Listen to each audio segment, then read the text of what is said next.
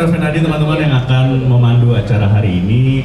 Kita hari ini akan ngobrolin soal bagaimana sosmed itu mempengaruhi kesehatan mental kita. Tema yang kita ambil adalah let's talk about what we don't post. Jadi mungkin di sini teman-teman pasti punya, ada Gen Z?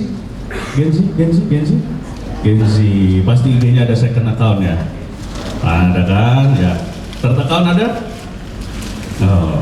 Jadi Gen Z ini mungkin yang Bapak Ibu mungkin atau yang millennials atau Gen X ya sebelum Gen Z, Gen Y, millennials, terus Gen Boomer ya, Boomer. Nah itu mereka tuh nggak paham tuh second account, third account kayak kalian. Tapi kalau mungkin saya kasih tahu jadi Bapak Ibu sekalian yang nggak punya, ya bukan Gen Z. Jadi Gen Z ini punya kecenderungan punya akun sosmed lebih dari satu. Buat apa? Nah, saya juga tidak tahu sampai sekarang fungsinya apa. Memang mereka ini adalah generasi yang sangat-sangat ingin meribetkan dirinya sendiri sepertinya. Tapi menarik gitu, maksudnya sosmed itu kan sekarang udah nggak cuma menjadi ajang untuk kita posting sesuatu hal yang berkaitan misalnya dengan kerjaan atau dengan karya atau lagi liburan. Tapi sosmed itu sekarang udah bener-bener kayak di hidup kita tuh udah jadi, mungkin kalau dulu kebutuhan pokok manusia adalah sandang, pangan, papan, sekarang sandang, pangan, papan, sosmed. Kayak sehari kalau nggak nyentuh sosmed itu lebih bahaya daripada menahan lapar. Kayaknya mungkin kita perlu usulkan ini ya, supaya puasa itu ada satu puasa sosmed. Jadi pasti lebih gelagapan nih teman-teman semua, daripada puasa nahan haus, nahan lapar mah gampang. Tapi nahan tidak scrolling, masukin ke keranjang yang check outnya nggak tahu berapa tahun lagi itu ya. Itu udah jadi bagian dari hidup kita. Nah kita spesifik mengangkat topik ini untuk kita bahas supaya bagaimana cara kita bisa bukan mendetoks doang, tapi bagaimana cara bisa kita itu punya sosmed tapi juga tetap waras, kurang lebih kayak gitu. Nah, dan juga aku mau ucapin terima kasih untuk tentu saja untuk BRI dan juga Perpustakaan Nasional Indonesia yang sudah menyediakan tempat untuk acara kita hari ini. Sebelum kita mulai, nanti akan ada dua pembicara yang luar biasa. Yang pertama adalah Mbak Suraya Sakina, seorang psikolog yang nanti akan berbagi cerita dengan kita juga. Dan juga satu lagi teman saya komika juga, ada Anggi Wahyuda. Dia ini komika disabilitas, kakinya harus diamputasi satu. Bukan buat gimmick ya teman-teman, itu memang karena harus diamputasi. Waktu itu dia kecelakaan. Dan sekarang dia juga sedang menggeluti dunia content creator dan juga naik gunung. Nanti kita akan dengar ceritanya mereka berdua. Tapi sebelumnya saya akan mengundang salah satu inisiator atau founder dari Kaukus Masyarakat Peduli Kesehatan Jiwa yang sudah ada di tengah-tengah kita untuk ngobrol-ngobrol sebenarnya Kaukus itu apa. Mari kita sambut ini dia, Ibu Christine Sama. Dia ini adalah jurnalis, monggo. Seorang jurnalis, belum di on nih, iya, yang peduli tentang mental health. Selamat sore semua. Nyala nggak? Coba. Oke. Selamat sore semua. Gimana aku semua banyak nyanyi? Cerita di sini ada yang udah pernah datang ke acara Kaukus lebih dari sekali nggak? Boleh angkat tangan? Atau yang baru pertama kali semuanya? Ada yang lebih dari sekali pernah datang? Baru semua. Jadi mereka belum mengenal Kaukus, Bu. Ceritain Kaukus itu apa? Oke, aku ceritain sedikit ya. Assalamualaikum warahmatullahi wabarakatuh. Kurang semangat, udah dikasih kopi, panada. Assalamualaikum warahmatullahi wabarakatuh. Ya, terima kasih sudah hadir di acara yang diselenggarakan Kaukus Masyarakat Peduli Kesehatan Jiwa. Jadi acara ini sebetulnya kita selenggarakan tiap bulan. Nah, bulan lalu kita selenggarakannya di lantai dasar, cuma karena terlalu banyak distract, terganggu gitu, jadi kita balik lagi di lantai 24. Sebelumnya dari tahun lalu dan tahun sebelumnya kita memang selalu di lantai 24 ini, jadi lebih private, lebih intim gitu, supaya kalau bicara lebih enak gitu. Senang banget kalau hari ini banyak yang baru hadir, jadi nanti ikuti IG-nya Kaukus yang mengelola Mbak Fania. Mana Fania? Itu dia di belakang. Dia akan menginformasikan kegiatan-kegiatan Kaukus Masyarakat Peduli Kesehatan Jiwa. Jadi bulan terbentuk ini ada apa? tanggal 14 sebetulnya kita ulang tahun. Tahun lalu kita bikin kompetisi stand up, iya di sini. Nah, Bener-bener. apa nggak diingatin? Iya, saya lupa. Ya, jadi awal mulanya kenapa Kaukus Masyarakat Peduli Kesehatan Jiwa ini dibentuk karena di masa pandemi dulu itu kan kita nggak boleh kemana-mana, terus ada kecenderungan gimana ya kita kalau tidak boleh kemana-mana, mungkin kita harus memperhatikan kesehatan mental kita. Nah waktu itu kemudian kami berdiskusi, tidak semuanya psikolognya hanya satu, Oh, iya. Ibu Maria. Oh iya, Ibu Maria. Ya, kebetulan hari ini seharusnya datang tapi berhalangan, diwakilkan sama temannya Mbak Soraya.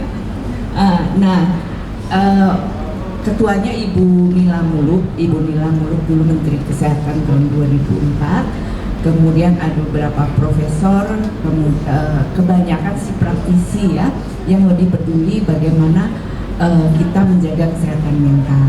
Nah, selama 2 tahun terakhir emang kami mengkampanyekan isu kesehatan mental bukan dalam arti untuk mereka yang mental illness, yang punya sesuatu, tapi bagaimana kita menjaga supaya hidup lebih balance. Terus kalau ada masalah gimana cara mengatasinya, apa yang harus dilakukan dan seterusnya. Kadang-kadang kan kalau udah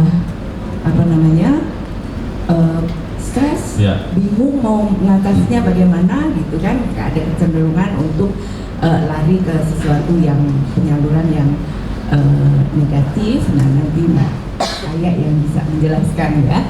Nah memang kalau hari ini kita angkat tentang sosial media, itu menjadi salah satu isu yang juga menjadi tema di Kaukus Masyarakat Peduli Kesehatan Jiwa, karena dari riset yang kami lakukan, jadi kegiatan yang kami lakukan itu selain talk show setiap bulan, kita juga melakukan riset tentang kesehatan mental. Kemudian kita mempersiapkan konferensi kesehatan mental juga tahun lalu sudah dilakukan dengan UI, tahun ini akan dengan Podomoro University. Nah, kenapa sekarang isunya tentang sosial media itu penting?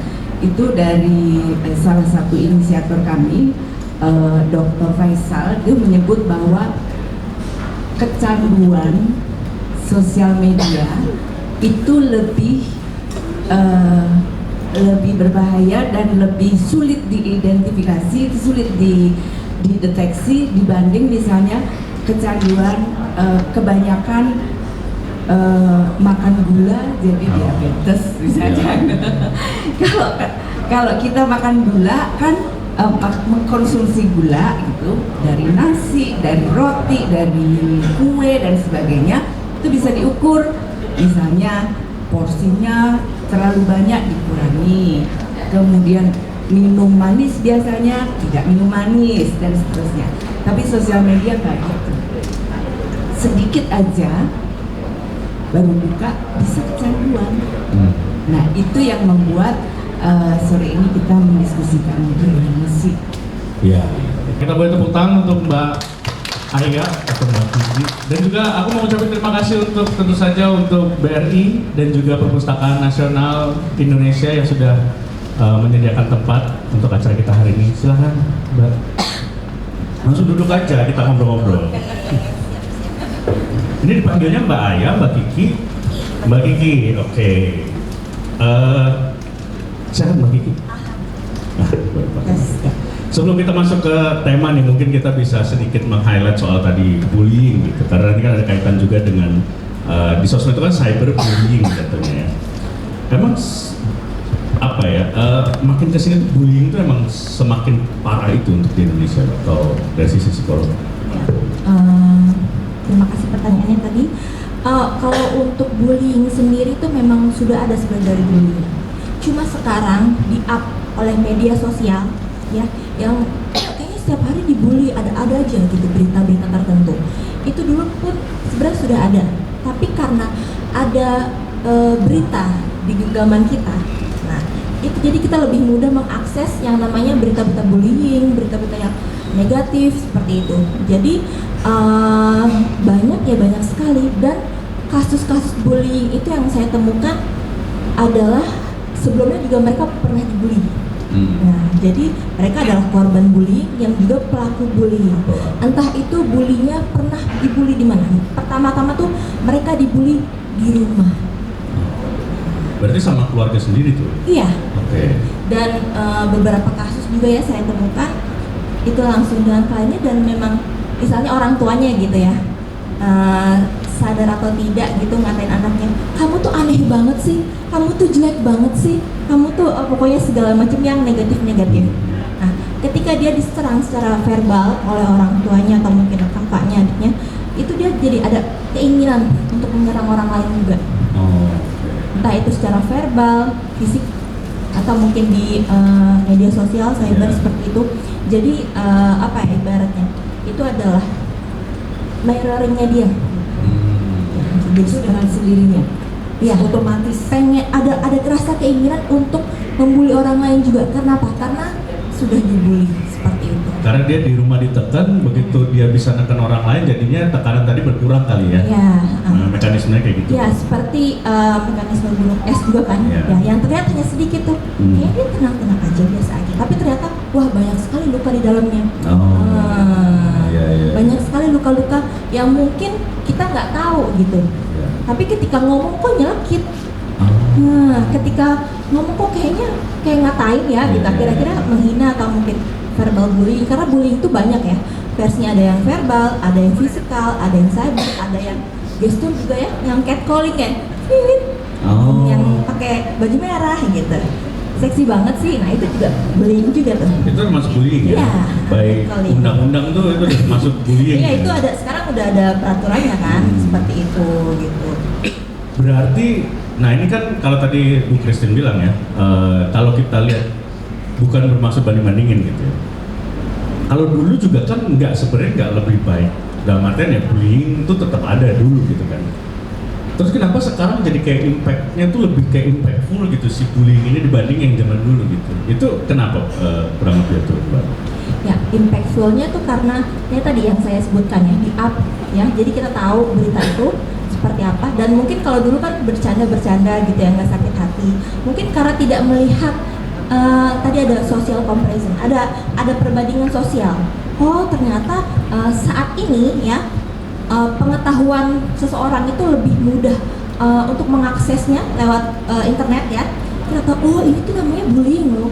Oh ini tuh namanya itu loh. Jadi ada sakit hati ya, seperti itu. Kalau dulu tuh mungkin kayak ya udah deh kita antarin aja deh, nangis ke rumah gitu kan, abis dibully, abis dikatain seperti itu.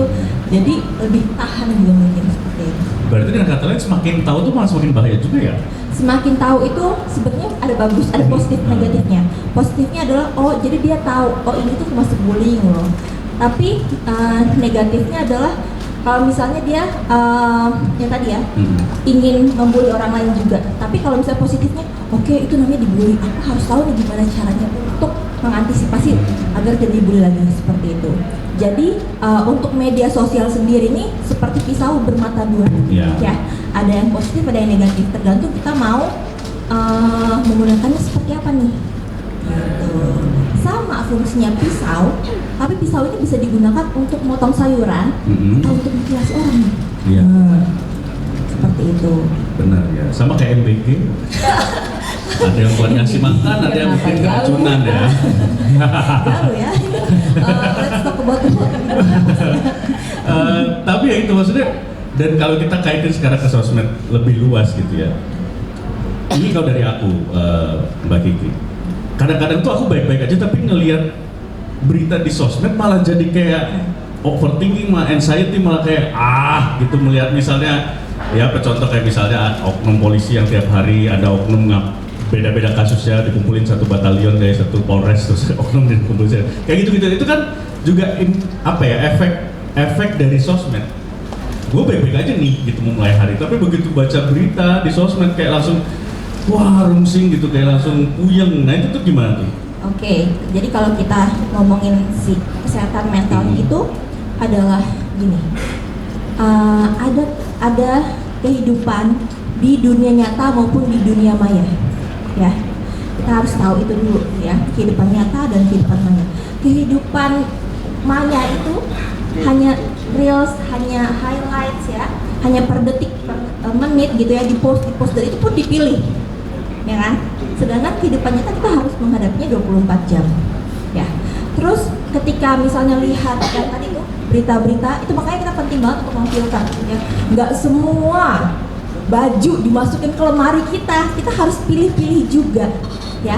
Pilih-pilih mana nih yang udah sempit, udah harus dikasih ke orang, udah yang kayaknya udah nggak usah dipakai lagi, udah setahun nggak dipakai, itu harus dipilih-pilih. Seperti itu juga saat kita melihat berita atau media sosial. Kalau semuanya dilihat, semuanya dimasukin, semuanya di scroll, itu bakal capek banget.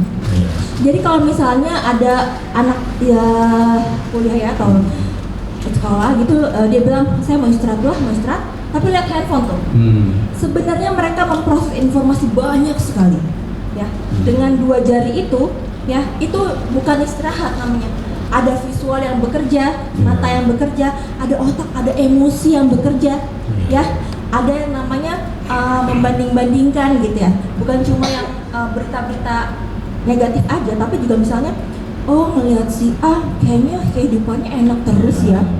Padahal kita nggak tahu di balik layarnya seperti apa, ya. Ada yang namanya membanding-bandingkan kehidupan orang lain dan dengan kehidupan sendiri, ya. Jadi itu yang bikin ada yang namanya diri autentik, ada namanya diri digital. Oh iya. Ya, jadi kalau misalnya inilah aku, diriku, tapi ketika di dunia digital aku terlihat happy, aku terlihat senang, semuanya sempurna. Tiba-tiba ada berita yang bikin, lah kok bisa? Gitu ya. Itu yang namanya seseorang membentuk pencitraan. Personanya ya. Ya, personanya seperti apa yang ditampilkan itu kan bisa dipilih. Iya. Sedangkan yang diri sendiri nggak bisa dipilih, ya. Itu semuanya langsung. Jadi itulah kita harus bisa membedakan antara kehidupan nyata dan kehidupan Digital atau maya ya. Seperti itu, maya dan digital. Dan fenomena dan dampaknya tuh pun banyak ya dampaknya. Salah satu ada FOMO. Pernah dengar ya pasti ya, Gen Z tahu. FOMO nih, gue FOMO nih gitu ya. Fear of missing out. Takut ketinggalan zaman, takut ketinggalan tren. Mungkin juga Mas Eno scroll itu berita, takut ketinggalan nih, apa sih berita yang lagi hot nih, yang lagi FYP nih apa gitu ya. Scroll terus akhirnya jadi overthinking, jadi cemas, jadi yang sebenarnya sih Mas Reno tadi pengen makan nasi sama sayur something lagi enak nih, tapi pengen lihat handphone sebentar, Raisa cerai tuh lihat. Iya. Sayur sopnya jadi sayur asem loh. Iya, malah jadi apa nggak enak gitu, Iya. apa yang dimakan gitu. Makanya kita harus kita lagi makan dulu nih. Makanya Saya pengen mengatasi Mengganti Hamis, saya langsung pengen mengganti Hamis, tapi saya kan terlalu jauh ya. Bilang nggak bisa tidur padahal dia scrolling. TikTok ya. iya, TikTok. Nah, dari TikTok itu juga kan selain ada fenomena kenapa sih let's talk about what we don't post gitu. Apa sih hal-hal yang nggak kita post? Yang nggak kita post itu ada ketakutan, kecemasan, mungkin penderitaan juga nggak dipost ya. Perjuangan juga mungkin nggak dipost. Yang dipost apa? Yang lagi bahagia-bahagia aja gitu. Misalnya contoh kalau nyatanya ya Bu ya, saya tuh pas COVID itu diterima S2 di UI. Terus tiba-tiba orang bilang gini, enak kan tiba-tiba wisuda? Loh nggak wisuda, tiba-tiba saya pergi dari sini ke UI, ke Depok gitu kan, hujan-hujanan, terus harus menghadapi dosen-dosen yang berbagai macam karakter, menghadapi klien, orang tuanya klien gitu, menghadapi segala macam, tapi itu nggak saya post kan. Iya. Yang saya post adalah ketika ada fotografer, langsung saya post gitu. Nah itulah, jadi itu kita bisa melihat hal-hal yang apa yang ditampilkan, apa yang tidak ditampilkan. Ya, jadi mas juga harus filter tuh, ya filter. Nggak semuanya harus kita kita makan lah. Ibarat ada makanan di depan nih, di meja makan ya, di kondangan lah gitu ya. Itu kan masa semuanya sih mau kita makan? Perut kita ini punya apa? Batas. Punya batas. Seperti itu. Dan gimana sih menjaganya gitu ya. Menjaganya itu dengan apa ya? Kita tuh harus lebih tahu, sadar kita tuh ke-triggernya sama hal apa. Nah, kayak Mas tadi tuh, ke-trigger sama hal-hal misalnya, wah berita ini, berita itu ke-trigger banget gitu ya. Jadi udah datang Anggi, mari langsung kita ini dia Anggi. Beri tepuk tangan untuk Anggi. Habis turun gunung. Gak apa-apa di sini aja. Silakan Gi. Aduh, silakan Gi. Iya, siap Ibu Christine. Sambil minum dulu Gi, minum dulu. Atur napas dulu. Aman, terima kasih. Mohon maaf nih abang-abang kakak telat. Aman. Tadi kita harus tahu dulu triggernya, Mbak Kiki. Sadar dulu triggernya apa nih, kayak Mas tadi kan mungkin beda-beda tiap orang ya. Kalau misalnya Mas tadi melihat berita-berita yang seperti itu gitu, jadi kayak kebawa gitu. Dalam mungkin ada juga orang-orang yang ketika melihat scroll handphone gitu ya, ketawa, terus ganti menit keberapa nangis. Iya sih, gila roller coasternya tuh. Emosinya nggak diserap, belum diterima, belum sampai ke dalam itu udah berubah-ubah, ya. Iya gitu. benar. Kan, terus udah gitu, gimana sih caranya mengatasinya? Ya, kita harus mindful, ya. Ketika ketemu sama orang yang di dunia nyata, ya sudah, disitulah fisik kita, perasaan kita, pemikiran kita, ya, disitulah kita ada gitu. Iya. Kalau misalnya apa ya istilah anak psikologi yang baru datang itu, dia bilang ini, aku berpikir maka aku ada. Oh iya, bahasa Latinnya tuh apa tuh Esa? Aku berpikir maka aku ada. ada tuh, itu dasar filsafat banget ya. Ya itu. Jadi ketika misalnya ditanya, oh ya, itu nggak mindful banget, ya kan? Nah jadi harus kalau kamu di situ ya udah, kecuali kalau misalnya memang pekerjaannya di digital banyak ya kayak gitu kan, apa sih namanya itu beda lagi lah, beda lagi seperti itu. Dan media sosial itu pun bisa bernilai loh sebenarnya, ya tergantung kita. Tadi kalau misalnya kita posting yang jujur ya tentang kebersyukuran kita, media sosial itu bisa lebih bermakna, ya, bisa jadi tempat untuk bisnis juga ya, karena saya juga merasakan tuh yang namanya TikTok. Jujur aja saya baru upload dan punya TikTok itu setelah mau lulus S2 ya. Itu saya baru tahu, oh gimana sih caranya, pernah salah-salah juga ngepost kok gini, oh salah, oke saya benar. Ternyata itu impactful buat saya gitu. Kalau dunia digital tuh kalau kita menggunakan untuk ruang sehat ya dan bermakna, oh ternyata saya dapat klien dari situ, dari jauh-jauh, dari Kalimantan, dari Surabaya, itu saya dapat klien gitu, tanpa saya susah payah untuk membuat oh TikTok tuh bukan cuma joget-joget ya, ternyata bisa juga untuk hal-hal positif. Kayak tadi misalnya pisau, ketika yang satu dipakai untuk motong orang, sama satu lagi dipakai buat memotong bahan makanan untuk jadi sayur, kan fungsinya langsung berbeda gitu ya, endingnya beda kan. banget. Sama kayak sosmed berarti ya. Iya, apalagi kalau Chef Juna udah ada teknik bisa. Nah sekarang kita akan geser ke Anggi nih. Anggi ini adalah seorang komika yang disabilitas. Benar. Seperti bisa dilihat ya. Monosok ya, seperti Satria zaman dulu ya. Satria zaman dulu. Tapi kemarin yang nggak ada kiri dah, kok berubah? Oh enggak ya. Bisa dipindah. Bisa Lego ya. Dijual di S Hardware apa?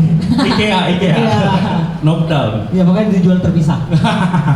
Akhirnya ada seorang komika disabilitas yang sekarang akhir-akhir ini tuh fokusnya tuh adalah naik gunung dan berkonten. Sedikit aja mungkin singkat nih buat teman-teman yang hadir di sini, menceritakan kejadian dulu secara singkat, kenapa kok bisa akhirnya cuma satu. Halo teman-teman semuanya, selamat sore. Sore. Ya, sebenarnya perkenalkan, nama aku Andi Wayuda dan aku tuh sekarang aktif sebagai content creator, komika juga. Dan dulunya tuh awalnya aku tuh bukan yang terlahir sebagai disabilitas, tapi aku disabilitas karena kecelakaan di usia 15 tahun. Pada saat itu aku lagi berangkat sekolah naik motor, tiba-tiba ditabrak sama Tamiya. Enggak mas, kalau sama Tamiya cuma lecet doang.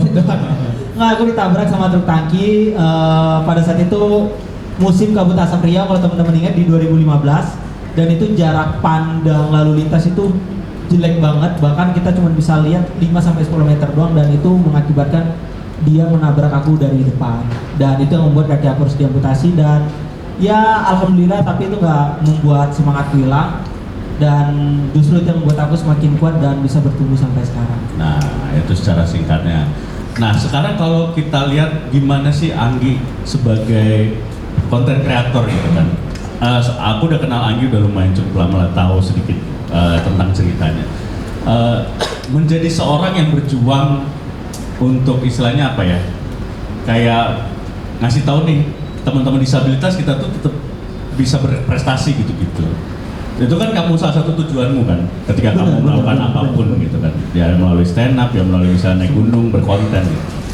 Pernah sempat ada kayak semacam bullying nggak sih ketika kamu posting gitu?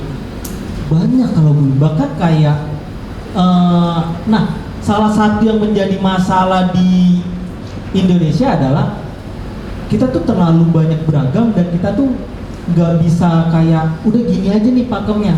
Kita tuh banyak kayak apa ya, kayak terlalu empati banyak banget, yang terlalu nggak empati juga banyak. Nah, tapi kita nggak tahu nih pakem yang bagus untuk melihat teman-teman disabilitas itu seperti apa. Kayak yang bully tuh banyak, bahkan kayak sebulan lalu itu aku ada kontenku itu di Instagram, itu penontonnya sampai di 3,5 juta atau berapa. Tapi awalnya aku bikin konten tuh cuman pengen kayak, nah teman-teman disabilitas tuh kalau kita bikin kontennya sedih bang atau motivasi gitu, itu kurang menurut mereka, nggak menimbulkan semangat ke mereka, karena mereka tuh udah nggak butuh semangat tapi butuh buktinya seperti apa. Nah, jadi pada saat itu aku bikin konten, aku bisa nggak lari ya, kalau nggak lompat ya. Aku ikut fun run di Bandung, itu 5 km bisa cuma di 47 menit. Dan dari 350 peserta aku tuh finish di 100-an. Dan itu aku bikin konten bilang kayak, kok ada ya orang kaki dua finishnya lama. Dan bikin gitu. Nah, itu tujuannya adalah tujuanku pengen bilang ke teman-teman disabilitas, walaupun aku kayak satu aku bisa, dan kalian juga bisa kok. Nah, tapi yang baper malah teman-teman yang nggak disabilitas bilang kayak, ya nggak apa-apa bang, finish lama, yang penting kaki dua. Nggak gitu, nggak gitu. Terus ada yang bilang wajar kaki lu diamputasi, soalnya kalau kaki lu dua lu pasti bisa ngomong. Enggak, kalau kaki kedua jadi polisi ya. Nggak mau kayak gini-gini. Nah, jadi yang jadi bingung tuh adalah orang-orang yang terlalu empati malah jadi bikin kita tuh nggak tahu mau arahnya gimana. Jadi malah ngebully kita dan ngejek kita. Dan malahan menurut aku dari konten-konten gunungku tuh impactnya tuh gede banget bang. Makanya aku udah nggak mau udah komedi lagi ya di sosial media, karena kalau aku itu tuh ada sekitar sampai 20-an orang gagal bunuh diri gara-gara melihat konten aku naik gunung. Dan di situ semua aku bisa melihat 70%-nya itu bukan teman-teman disabilitas, tapi teman-teman yang lagi depresi, kayak gagal kuliah, kayak obesitas atau sebagainya, yang bermasalah keluarganya. Jadi ketika aku dibully seperti itu dan mereka ngomong kasar, aku kayak ya udah. Bahkan ada yang bilang kayak, kok nggak ngerti gimana caranya kami bangkit, berani keluar dari introvert untuk ikut fun-run, dan ketika kami finish malah diajakin kayak gitu, nggak ngejek gitu. Nah, jadi yang sebenarnya jadi tantangan pembulian itu adalah ya sebenarnya bukan teman-teman disabilitas ya, tapi teman-teman yang non disabilitas yang mentalnya belum kuat dengan dirinya sendiri. Iya, itu menarik tuh ya Mbak ya, malah ya tadi soal poinnya adalah bukan double standar lagi, tapi standarnya bingung nih yang mana gitu. Acak kan, memang benar, kadang-kadang kalau ada aja yang apa sosial media nggak bisa kita kontrol gitu, orang komen apa gitu-gitu. Sebenarnya lebih baik kita mengambil gimana sih Mbak, misalnya kayak Anggi sebagai seorang disabilitas yang tadinya apa kontennya mungkin komedinya lebih ke dark, terus sudah mulai bergeser malah komennya yang apa kontennya malah yang lebih positif gitu. Harusnya kan ngeledekin seseorang yang secara ini lebih superior kan harusnya fine-fine aja, tapi ternyata enggak juga tuh. Nah itu gimana tuh harus bersikap kayak gitu tuh, konfesis kalau? Ya, kalau misalnya ketika kita posting menurut Mas Anggi itu it's okay ya udah, nggak apa-apa posting aja, dan nggak apa-apa orang-orang tuh merespon ya. Iya. Jadi kita akan mengontrol diri kita sendiri, kita nggak mungkin ngontrol komen-komen orang ya. Dan Mas Anggi pun punya pilihan nih, mau fokus ke komentar positif atau ke komentar negatif. Iya. Seperti itu. Atau mungkin komentar negatif bisa membangkitkan semangat lagi. Jadi itu semua tergantung kita yang mengontrol, ya. Jadi kita nggak bisa tuh mengontrol komentar orang, dan bahkan ya tadi kan sempat dibahas ya di awal. Wah, ada gen-gen tertentu yang punya account banyak nih. Ya. Nah, siapa tahu tuh cuma satu account tapi dia ada 10 account nih, tapi cuma satu orang gitu ibaratnya. Ya. Nah, kan bisa jadi seperti itu ya. Jadi oke lah, sudah melakukan yang terbaik. Ada yang posting yang terbaik juga menurut Mas Anggi. Itu nggak selalu semuanya harus kita respon. Ya. Ada orang yang pinter mereaksi orang lain, tapi dia nggak pandai itu mereaksi diri sendiri. Nah, seperti itu. Jadilah diri Mas Anggi sendiri gitu ya. Yang diri autentik yang tadi saya bilang. Iya, bukan diri di dunia maya ya. Ya, seperti itu. Bukan cuma pencitraan aja, tapi memang Mas Anggi benar-benar semangat nih. Semangat untuk tadi ya ke gunung, terus udah gitu menebar emosi positif, energi positif seperti itu. Ya lanjutkan aja. Gitu. Toh nggak ada kok orang yang ketika Mas Anggi ini ya berjuang untuk ke atas pohon, terus dia nimpukin pakai kerikil-kerikil kecil. Tapi kalau Mas Anggi fokus sama pohon itu sampai ke atas, sampai ke tujuan, ya Mas Anggi akan sampai juga. Entah seberapa banyak orang yang menimpuk kerikil itu, Mas Anggi nggak hiraukan, ya udah Mas Anggi fokus ke tujuan. Tapi tetap ada orang-orang di bawah Mas Anggi yang tepuk tangan, ayo. Nah, fokuslah ke situ. Fokus ke yang situ, orang yang suportif ya. Itu jadi terus proses kayak gitu ini kan Anggi ini menarik karena dari tadi ada yang ketika dia muncul pertama sebagai bentuk misalnya berdamai dengan bully kan salah satu dengan karya Anggi itu lewat konten dan sebagainya. Begitu udah besar yang ngebully ini geser nih ternyata kan jadinya. Iya. Ya orang-orang yang harusnya lu nggak tersinggung dah kenapa jadi malah ngebully gue gitu, malah orang-orang yang tadinya yang tadinya nggak ngebully malah geser nih, bully-bullynya itu memang di dunia di dunia kejiwaan gitu. Emang seseorang tuh bisa kayak gitu ya, Mbak? Oke, jadi yang tadi ya kita nggak bisa ngontrol semuanya, dan ketika kita sudah terjun ke dunia digital ya, gimana sih caranya supaya seimbang nih antara kehidupan nyata dan kehidupan maya gitu ya. Kita harus tahu nih capability kita sendiri seperti apa. Kalau tadi kan Mas Anggi kan tahu nih, saya sebagai komika, saya sebagai pendaki gunung, terus lari juga gitu ya. Itu saya belum tentu bisa loh Mas, orang yang biasa ya, saya lari gitu saya ngos-ngosan gitu ya. Nah terus udah gitu, udah tahu nih kapasitasnya apa ya. Ketika sudah tahu kapasitasnya apa, Mas Anggi confidence lah, percaya diri lah, tampilkanlah ya. Karena sudah jujur tadi sudah menampilkan yang terbaik seperti itu. Dan yang ketiga itu Mas Anggi bisa mencari koneksi di dunia nyata maupun maya yang memang mensupport Mas Anggi gitu ya. Untuk orang-orang yang ingin menjatuhkan itu selalu ada celah untuk menjatuhkan orang lain ya. Dan kita mau pilih untuk ikut terjatuh atau tidak seperti itu. Dan ketika udah ketemu sama koneksi-koneksi di dunia maya maupun nyata yang mendukung seperti itu Mas Anggi bisa punya karakter tuh ya. Karakter dari Mas Anggi sendiri yang mungkin kan Mas Anggi nih komika A, misalnya ada komika B, itu beda-beda ya. Oh ini karakter Mas Anggi nih, walaupun dipatahkan, tapi dia terus semangat, tetap semangat seperti itu. Kemudian jangan lupa caring, merawat diri ya. Kalau misalnya kita udah merawat sosmed segala macam, merawat diri di dunia nyata gitu ya. Jadi itu tadi yang saya sebut ada 5C ya kuncinya. Yang pertama itu ada capability, yang kedua itu ada confidence, oke, yang ketiga itu ada apa Mas Anggi mungkin tahu? Connection. Yang keempat ada karakter, yang kelima itu ada caring. Ya.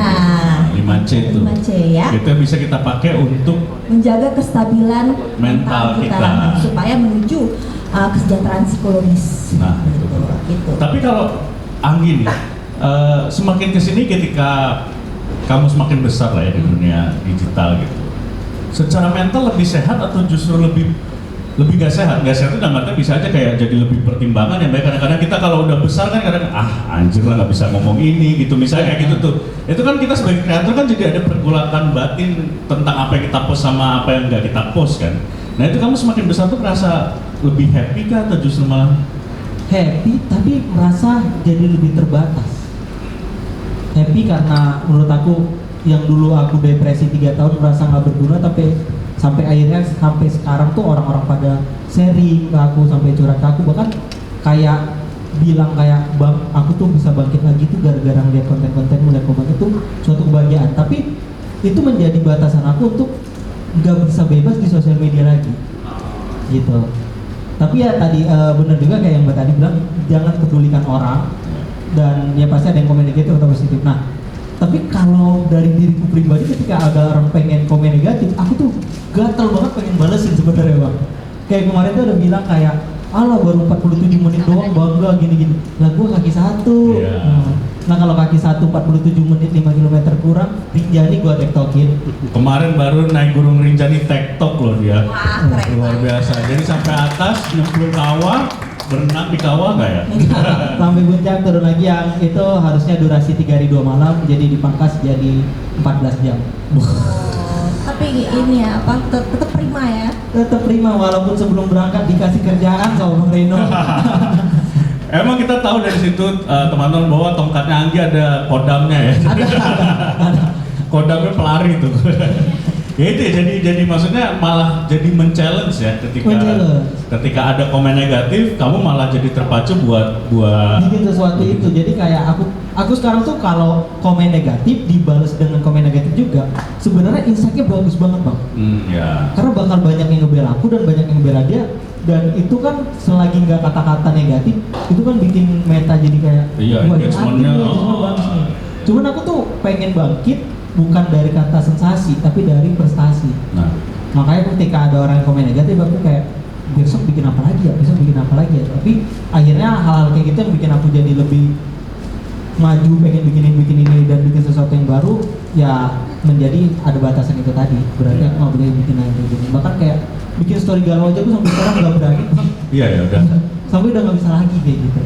Tapi itu malah kadang-kadang ngerasa capek gak sih nih kayak jadi kan kadang-kadang gitu ya Mbak, kita tuh secara nggak sadar ketika ada satu momen itu menjadi hal baik, tapi ketika kita terus-terusan diforsir, misalnya dalam kasus Anggi di challenge terus gitu ya, baru berprestasi nih 5 kilo 47 menit 1 kaki, udah ada orang ini jadi harus naik gunung kan. Nah misalnya ada lagi abis naik gunung nih dia posting ada lagi challenge, lu baru naik gunung coba nyelam bang Palu Mariana gitu misalnya.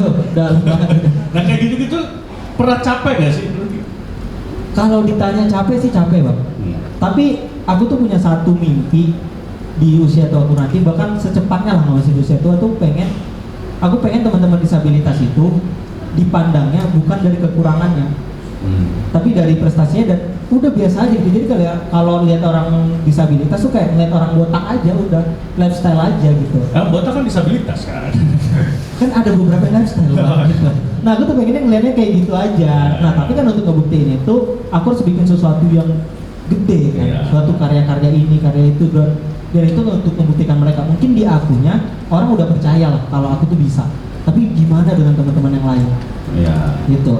Karena kan sekarang masyarakat itu kenapa ngelihat teman-teman disabilitas lemah, teman-teman disabilitas nggak bisa, itu karena yang sering mereka lihat adalah disabilitas yang di jalan kayak ngemis, kayak live TikTok itu, dan itu sebenarnya kita bilang kayak itu hak dia untuk cari duit, nggak apa-apa gitu.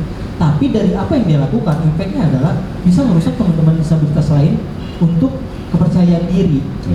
Jadi kayak ya udah disabilitas itu kerjanya kayak gitu doang. Padahal banyak teman-teman disabilitas yang bisa berkarya, kayak ada salah satu kakak saya tuh Mbak Angki, dia staf sus presiden gitu, dan itu ngebuktikan bahwasanya disabilitas tuh juga berhak lah untuk dapat pekerjaan-pekerjaan gitu kan. Nah, tapi karena angka disabilitas di Indonesia itu 8-9%, yang mana itu angkanya 27 jutaan, dan itu emang sulit banget untuk kita bisa bangkit.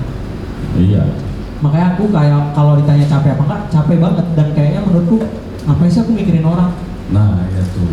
Nah tapi aku pengen teman-teman disabilitas dipandangnya di masa depan nanti itu udah bukan kekurangannya lagi, tapi apa yang dia punya. Makanya kalau orang-orang bilang pengen Indonesia 2045 Indonesia emas, aku malah berharapnya Indonesia inklusi di 2045. Wah, itu luar biasa. Indonesia inklusi 2045. Nah, mungkin sebelum kita ke pertanyaan ke audiens yang ada di sini, aku jadi tertarik pengen nanya. Gimana cara menjaga mental health seorang content creator, apalagi khususnya Anggi yang punya mimpi besar? Tapi kan mimpi besar itu kan ya balik lagi ya, ada superhero syndrome kan, yang ketika apa ya kita lihat misalnya Spider-Man ya kadang-kadang capek juga jadi Spider-Man gitu.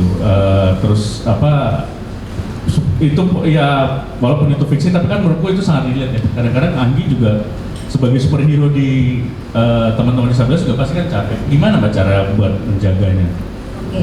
Sebagai seorang yang dilihat Iya. ibaratnya ya, konten kreator yang punya mungkin banyak followers seperti itu, jadi agak sedikit berhati-hati gitu ya untuk posting tertentu, nanti khawatir nanti gimana respon orang seperti itu. Mas Anggi, saya juga kadang-kadang takut juga nih Pak, Iya. kan psikolog nih takutnya Iya. komen gimana gitu ya. Oke, itu pasti ada ya. Terus udah gitu tadi ya, kalau Mas Anggi itu sudah posting yang jujur ya, itu ada tipsnya itu 5 sadar SADAR. Oh, S. Yang pertama S itu sadar kalau kita tuh ada di dunia nyata dan dunia digital ya, itu jadi harus tahu nih kita di dunia nyata seperti apa, di dunia digital seperti apa. Nah, kalau saya sendiri ya itu sudah berkecimpung di dunia disabilitas, ngajaran anak berkebutuhan khusus. Ini bahkan karyanya mereka Oh iya. ya, salah satunya. Gitu ya, ada gelang, ada yang lain-lain gitu ya. Dulu saya pernah juga hadir ke pianis terkenal tuh Ananda Skarlan ya, seperti itu. Itu it's okay kok, mereka tetap akan terlihat mereka tetap akan ada kelebihan-kelebihannya. Iya, pasti. Ya pun misalnya ada anak murid saya tuh Down syndrome ya, tapi dia berenang tuh jago banget gitu, nari tuh jago banget. Nah, kita tinggal mau lihat nih apa yang mau ditampilkan ya. Pasti ada hal-hal ketika yang ditampilkan ada yang tenggelam juga. Nah, mungkin yang tenggelam itu adalah kekurangannya, tapi tonjolkanlah positif-positifnya seperti itu ya. Itu yang pertama tuh. Yes. Terus yang kedua, atur waktu. Ya, kita bisa atur waktu, kita atur diri kita sendiri. Mau berapa lama sih? Kayak tadi screen time atau mungkin membanding-bandingkan diri dengan orang lain seperti itu, harus terlihat sempurna. Kita bisa mengatur itu sendiri gitu. Karena jangan sampai kita yang diatur sama media sosial. Nah, itu yang bahaya. Jadi kita yang mengatur diri sendiri. Oh, udah jam segini, oke sudah. Oh, waktunya screen time udah cukup gitu, udah 1 jam lebih nih, gitu ya. Sedangkan belum makan, Iya. belum belajar gitu kan. Nah, itu harus kita yang atur sendiri ya. Yang akan SA terus D. Jadi diri autentik. Jadi diri sendiri, bukan pencitraan.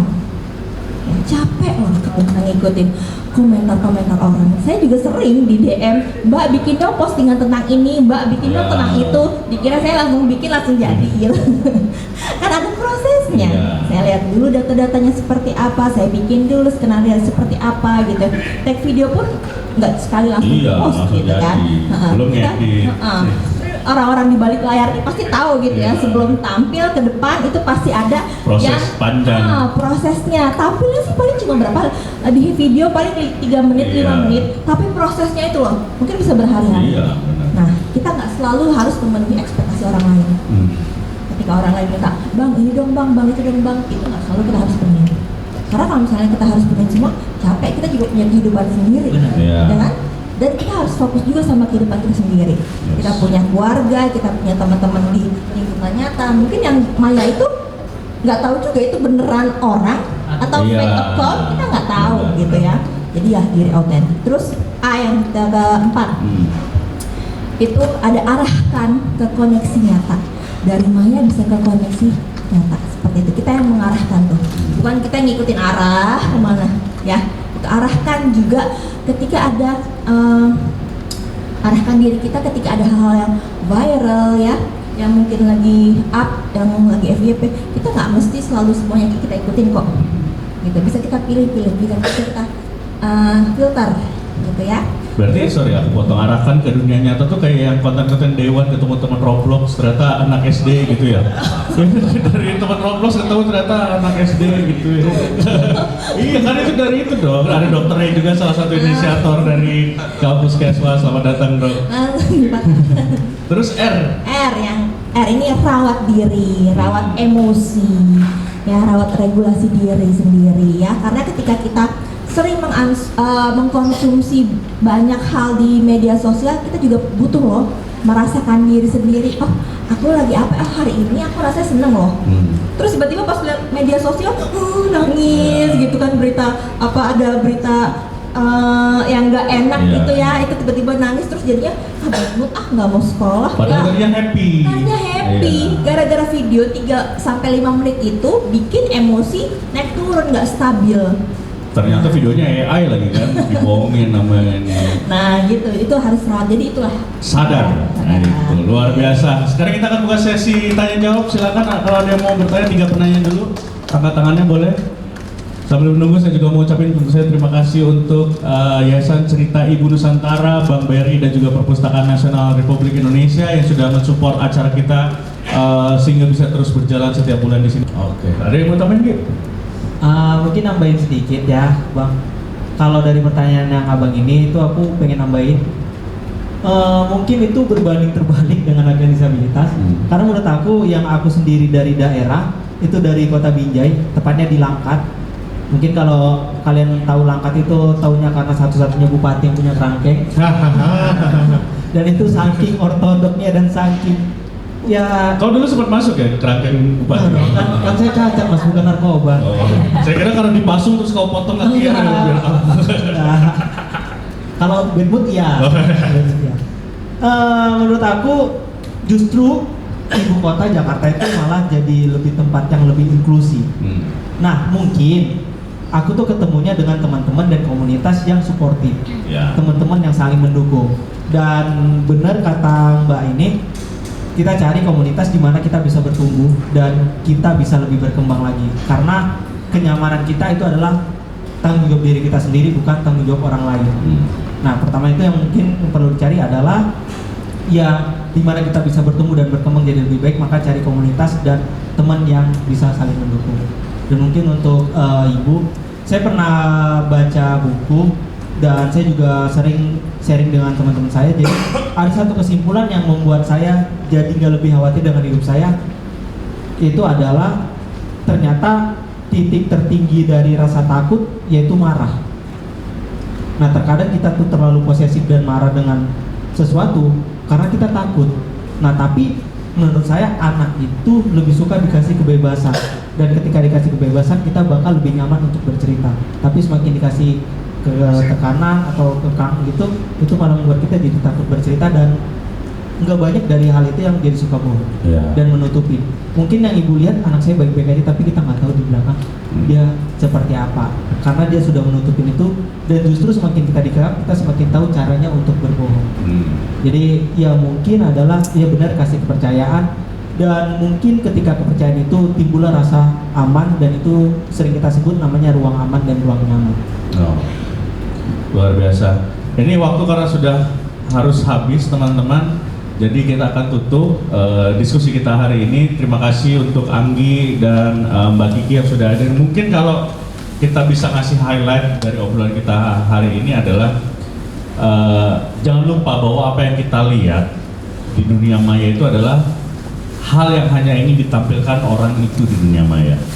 Tapi misalnya dia posting sehari sekali, ada 23 jam lain yang tidak ditampilkan, dan mungkin itulah yang sebenarnya terjadi. Kayak misalnya dia posting sama pasangannya lagi happy makan dinner gitu.